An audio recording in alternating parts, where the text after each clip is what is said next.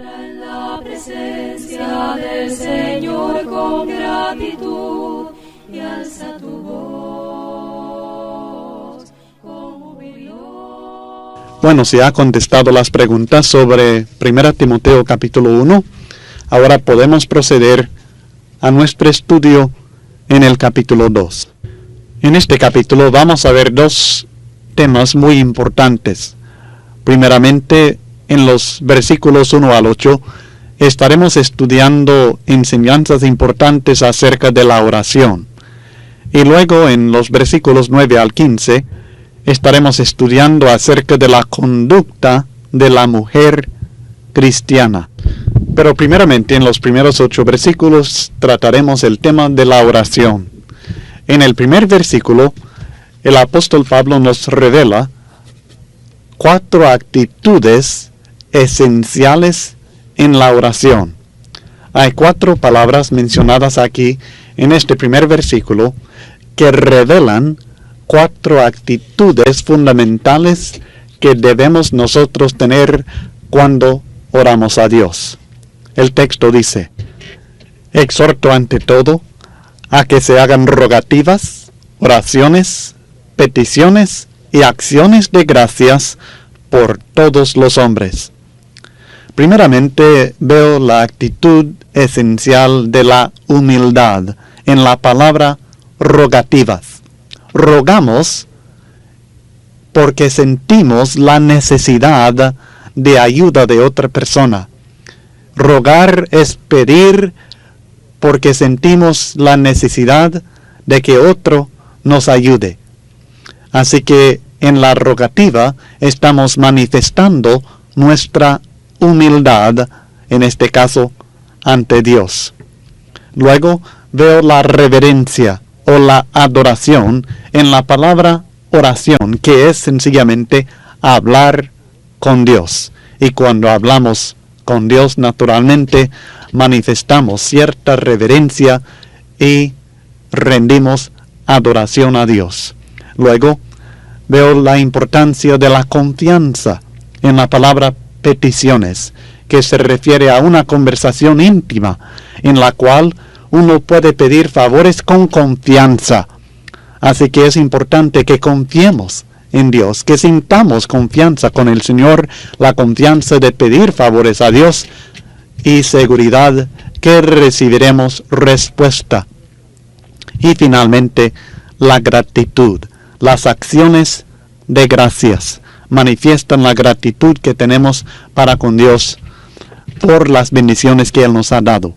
Así que la humildad, la reverencia, la confianza y la gratitud son las 4 actitudes que podemos notar en estas palabras, en estas diferentes oraciones que nosotros debemos ofrecer a Dios por todos los hombres.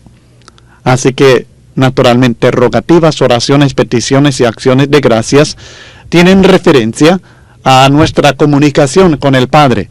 Pero el punto que estoy tratando de comunicar aquí es que en estas palabras nos revelan actitudes que debemos tener en el corazón cuando comunicamos con Dios. Y estas actitudes se manifestarán por medio de estas rogativas, oraciones, peticiones y acciones de gracias. Luego contestamos la pregunta por medio de este texto: ¿por quién debemos orar? Versículos 1 y 2 dice que debemos orar por todos los hombres, por los reyes y por todos los que están en eminencia, para que vivamos quieta y reposadamente en toda piedad y honestidad. Debemos orar por todos los hombres. El cristiano tiene el privilegio de interceder a favor de otras personas en sus oraciones al Padre Celestial. Y debemos aprovechar este privilegio que Dios nos ha dado para el beneficio y el bienestar espiritual de otras personas, de todos los hombres. El amor que se expresa en la oración por otra persona no debe limitarse en base a algún prejuicio que sintamos, sino que debemos orar por todos, aun por nuestros enemigos. Este mandamiento de orar por todos los hombres también introduce el concepto de la universalidad del Evangelio, que el Evangelio es para todos. Y este tema es algo muy importante, especialmente en este párrafo y en todo el libro de 1 Timoteo. Se encuentra repetido en todo el párrafo que estamos estudiando, en el versículo 1, en el versículo 2 y en los versículos 4 al 7 nuevamente, donde se expresa el deseo de Dios de que todos los hombres sean salvos y que vengan al conocimiento de la verdad, que hay un solo Dios para todos los hombres, un solo mediador entre Dios y todos los hombres, un rescate que fue dado por todos los hombres y un mensaje, el Evangelio, que es para todos los hombres, aún para los gentiles, como también para los judíos. Este énfasis puede deberse en cierto sentido al problema en Éfeso que hemos estudiado, es decir, con el exclusivismo de los judaizantes y tal vez con la actitud exclusivista de los gnósticos que se consideraban superiores a los demás. Con estas enseñanzas nos está revelando que todos somos iguales y que todos de igual manera necesitamos de Dios y tenemos derecho de recibir las bendiciones de Dios y que debemos nosotros tener una actitud benéfica hacia toda persona, orando por todos los hombres. Y específicamente en el versículo 2 menciona los gobernadores, los reyes y los que están en eminencia. Esto incluye toda clase de gobernador y gobierno, aun aquellos con los cuales no estamos de acuerdo en cuanto a su política. En aquel tiempo, el Imperio Romano no favorecía a la Iglesia. Al contrario, hubo mucha persecución de los santos por el imperio. No obstante, Dios enseña al cristiano que debe orar por estos gobernadores. Claro que esto no significa que los aprueba, pero que sí debe orar por su bienestar y por su sabiduría, porque guíe a la nación en el camino justo y recto. Por supuesto, esto no significa que el cristiano va a apoyar la inmoralidad, la injusticia, ni la religión falsa de ninguna nación, de ningún gobierno. No obstante, el cristiano siempre tiene la obligación de orar por sus gobernadores, sean buenos o sean malos, sean de su campo político o sean del otro, por medio del arma poderosa de la oración. El cristiano debe interceder a Dios en cuanto a los asuntos de los reinos humanos. ¿Sí? Dios está interesado en los asuntos del reino, de los gobiernos humanos. Y el cristiano tiene la obligación y la poderosa arma de la oración para interceder con Dios a favor de estos reinos o asuntos de gobierno. Lo hace específicamente para el beneficio del pueblo de Dios y para el progreso del Evangelio.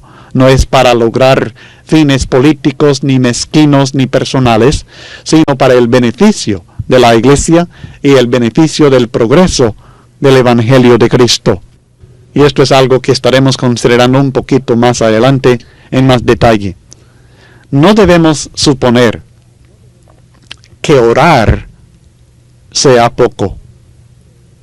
No debemos creer que sea poco lo que hacemos cuando oramos de esta manera, porque la oración eficaz del justo puede mucho.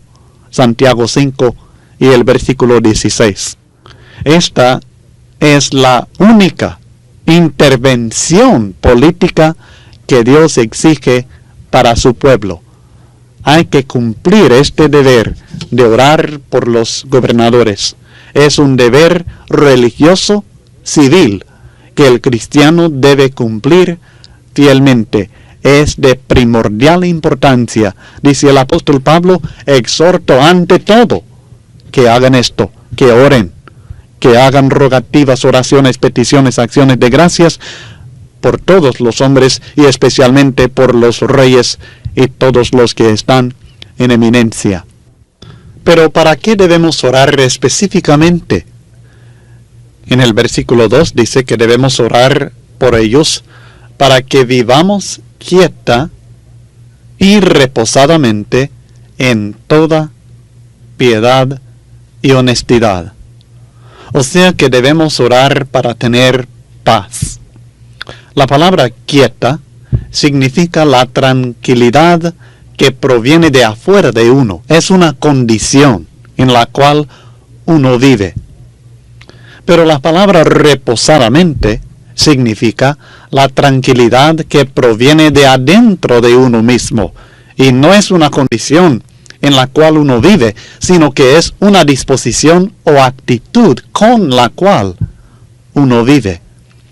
Así que estamos orando para tener paz externa e interna. Luego, habla de que vivamos una vida piadosa, reposadamente en toda piedad. La palabra piedad significa literalmente bien más adorar. O sea que adorar bien. Esto es el significado literal de la palabra piedad. Y la piedad, en términos generales, es la expresión de vida de la religión. Pero el concepto de la piedad presentada en el Nuevo Testamento incluye mucho más que el culto o adoración pública a Dios. Es una vida que agrada a Dios y que se vive como parte de la adoración que ofrecemos a Dios. Creo que esto es el concepto que encontramos en Romanos capítulo 12 y los versículos 1 y 2, en los cuales el apóstol Pablo nos exhorta a presentar el cuerpo en sacrificio vivo, santo, agradable a Dios, que es vuestro culto racional. El culto que ofrecemos a Dios es una vida entregada a Dios, una vida consagrada en su servicio, una vida santa, una vida que agrada a Dios, una vida no conformada a este siglo, sino transformada por medio de la renovación del entendimiento. Romanos 12 y el versículo 2. Y este es el concepto de la piedad que nosotros encontramos presentada en el Nuevo Testamento y especialmente en 1 Timoteo, que realmente presenta como tema la verdadera piedad. Otro aspecto de la vida que es deseada para el cristiano es la honestidad, o sea, la reverencia. Es vivir como en la presencia de Dios constantemente. Así que estamos orando. La Escritura nos exhorta a orar por todos, por los gobernadores, para que tengamos cierta clase de vida, una vida quieta, o sea, con tranquilidad de afuera, una vida reposada, la tranquilidad interna, nuestra actitud tranquila, que vivamos en piedad, adorando a Dios bien, sirviendo a Dios con toda nuestra vida, y que vivamos con honestidad, en reverencia, como en la presencia de Dios en todo momento. Uno de los deberes principales del cristiano es la oración por los gobernadores políticos para que gobiernen de tal manera que nos permita vivir en un ambiente pacífico y que contribuye a una vida cotidiana que honra a Dios. Creo que debo aclarar que uno puede ser cristiano fiel bajo cualquier clase de sistema político y aún en medio del conflicto interno de una nación o en tiempo de guerra internacional. Pero es de más negar que hay ciertos ambientes que conducen más a una vida santa. El cristiano lucha especialmente por medio de la oración por los gobernadores para que este ambiente conducente a la verdadera piedad sea establecido. La actitud del hombre hacia la religión es afectada por el ambiente en el cual vive. Esto es un hecho irrefutable. El motivo de las intercesiones que ofrecemos por los gobernadores es lograr aquel ambiente que nos ayude a promover el conocimiento del Evangelio y la práctica de la vida cristiana. Así que no estamos orando sencillamente por motivos egoístas. No estamos sencillamente deseosos de que tengamos paz, sino que estamos buscando el bienestar espiritual nuestro y del pueblo en general y el progreso del Evangelio de Cristo. En todo esto hay algo que realmente no lo dice, pero debe ser muy evidente, y es que la oración es poderosa, porque tiene la potencial de lograr esto, de lograr cambios de gobierno, de lograr cambios de la política de una nación, de lograr cambios internos que afecten el ambiente en el cual vivimos y que afectan el resultado de nuestros esfuerzos de extender el mensaje del Evangelio a toda criatura. ¿Por qué es tan importante tener esta paz? Sencillamente porque Dios quiere que todos sean salvos. Los versículos 3 y 4 explican por qué debemos orar para lograr este ambiente. Porque esto es bueno y agradable delante de Dios nuestro Salvador, el cual quiere que todos los hombres sean salvos y vengan al conocimiento de la verdad.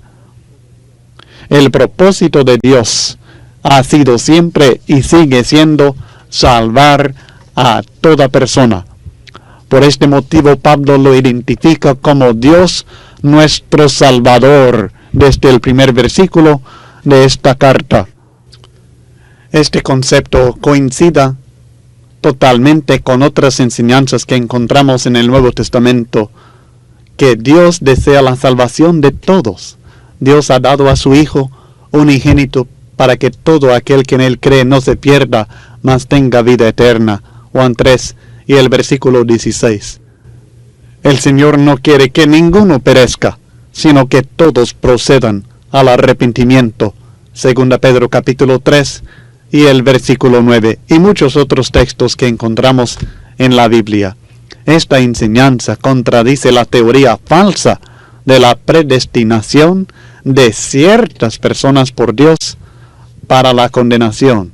Dios no quería destinar a ninguno a la condenación. Él quería que todos, y quiere que todos, sean salvos por medio del conocimiento de la verdad. Pero el hombre tiene que aceptar la salvación que Dios ofrece por su propia voluntad. Dios ofrece, pero el hombre tiene que aceptar la bendición de Dios, porque Dios siempre respeta el libre albedrío de todo hombre. Esto también contradice el falso concepto de la predestinación de ciertas personas por Dios para la salvación. Dios no predestina a hombres a salvarse ni a condenarse.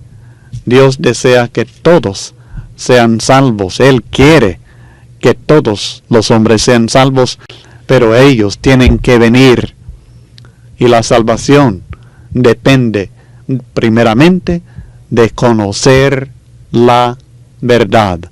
Que vengan al conocimiento de la verdad.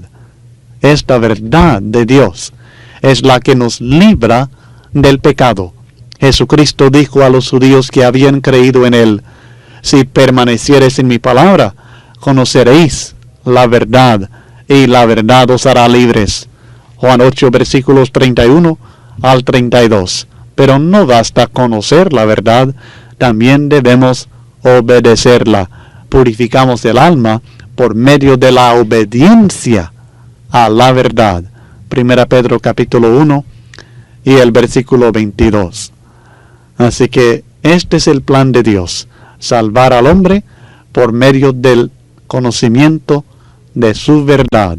Este es el deseo de Dios, que todos sean salvos. Por esto ha obrado, y para lograr este fin sigue obrando hasta el día de hoy.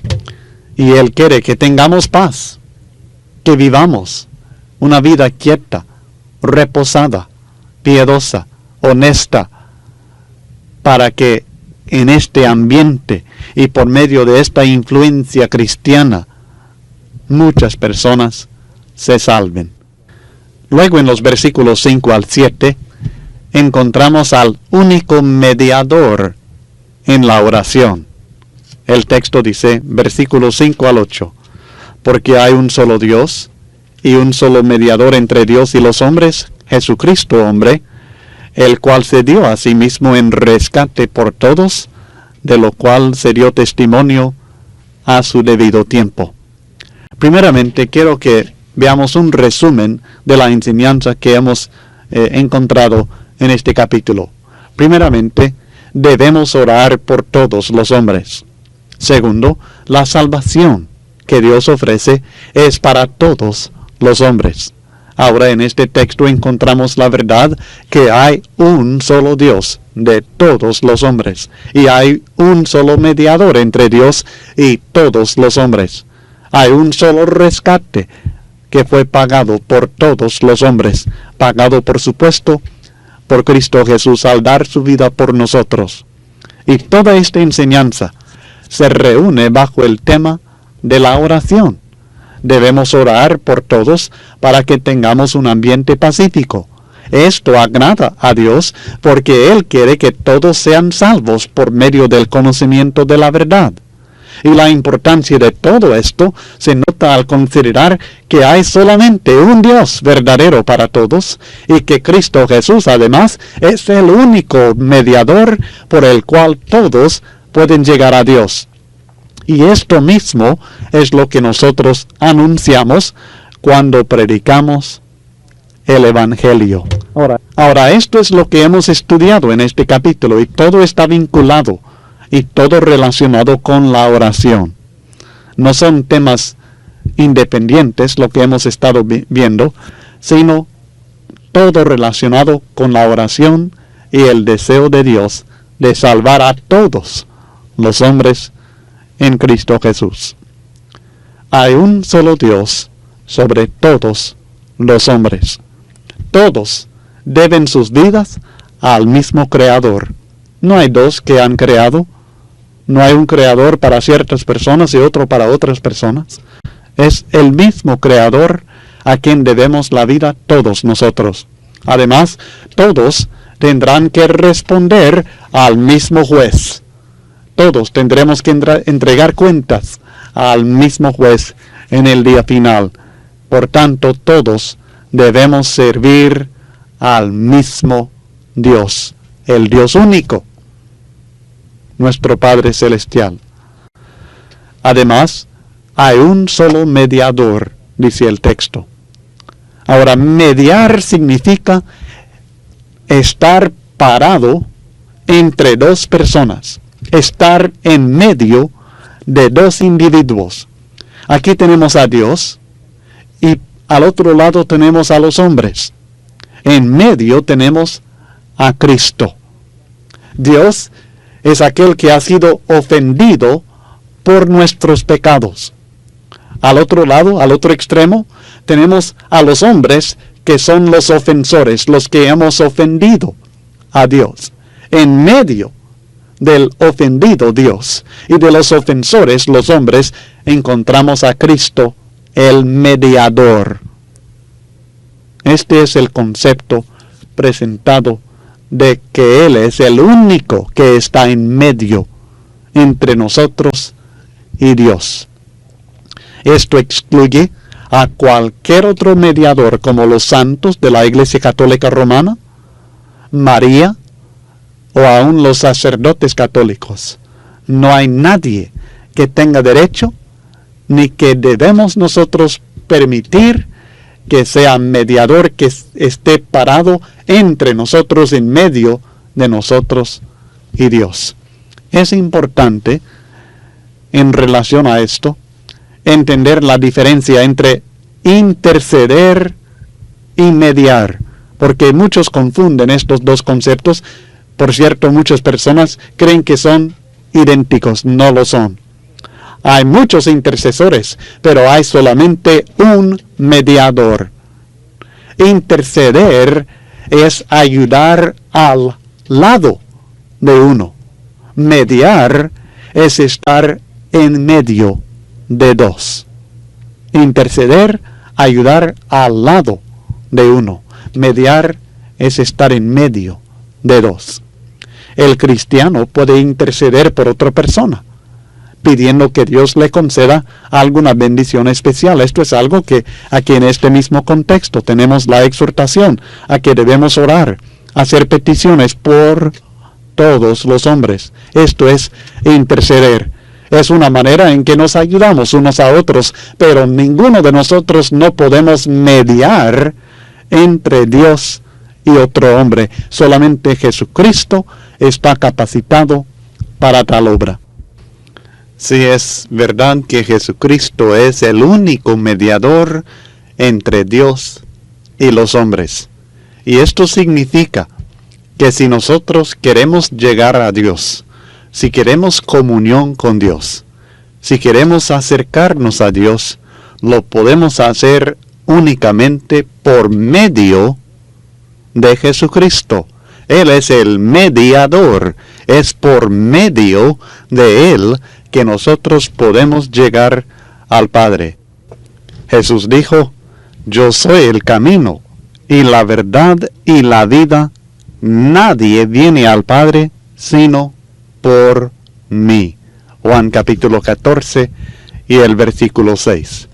No hay otro medio, no hay otra manera de llegar al Padre, sino por medio de este único mediador entre Dios y los hombres. Esto también significa que podemos acercarnos a Dios en oración, únicamente por medio de Jesucristo, o sea, en su nombre. Esto es lo que estamos diciendo cuando decimos que oramos en el nombre del Señor Jesucristo.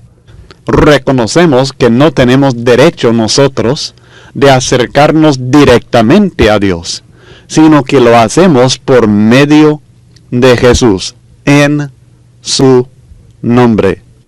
En el contexto de lo que leímos en Juan capítulo 14 acerca de llegar al Padre por medio de Jesucristo, el camino y la verdad y la vida, en los versículos 13 y 14, hablando de la oración, Jesús dijo a sus discípulos: y todo lo que pidieres al Padre en mi nombre, lo haré, para que el Padre sea glorificado en el Hijo. Si algo pidieres en mi nombre, yo lo haré. Entonces nosotros oramos al Padre en el nombre de Jesucristo. Él es nuestro sumo sacerdote.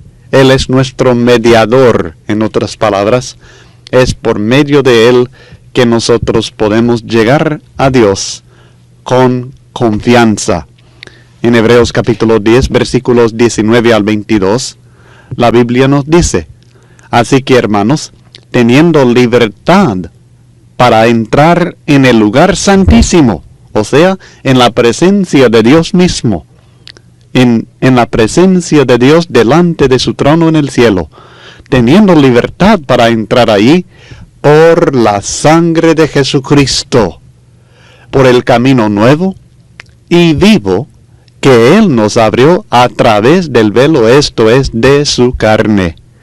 Así que es por medio del sacrificio de Cristo que nosotros podemos acercarnos a Dios. Y hay muchos otros textos que enseñan exactamente esto mismo. Jesucristo está capacitado para estar en medio de Dios y los hombres, porque Él es Dios y al mismo tiempo es hombre.